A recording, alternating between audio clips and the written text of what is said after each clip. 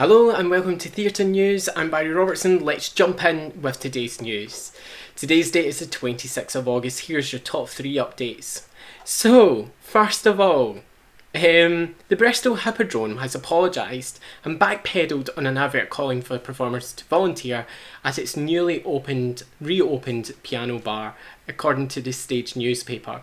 The poster was shared widely on social media and was described as disgraceful and a total insult when Hippodrome Owners Ambassadors Theatre Group come under fire for asking performers to work for free at a time when many are struggling.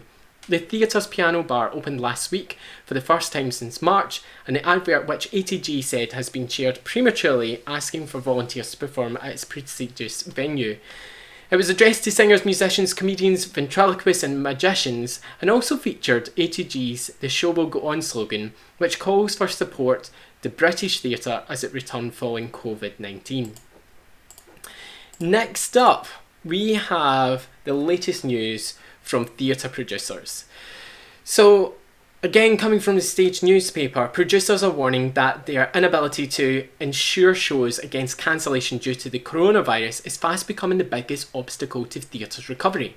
They say that to continue to unable to obtain cover from insurers to protect against the risk of coronavirus-induced losses, and these could include for show closures as a result of crew or staff shortages, testing for COVID-19, or even cancellations due to towns and cities becoming a subject to local lockdowns.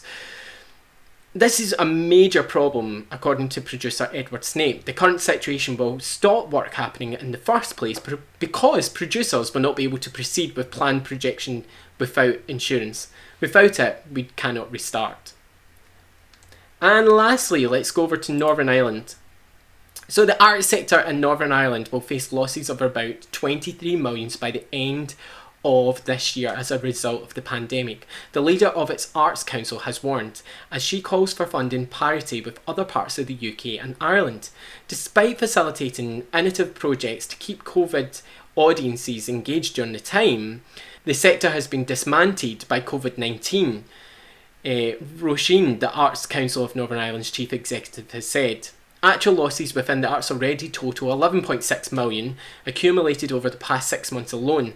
However, she says that the figures are likely to reach at least 23 million by the end of the year.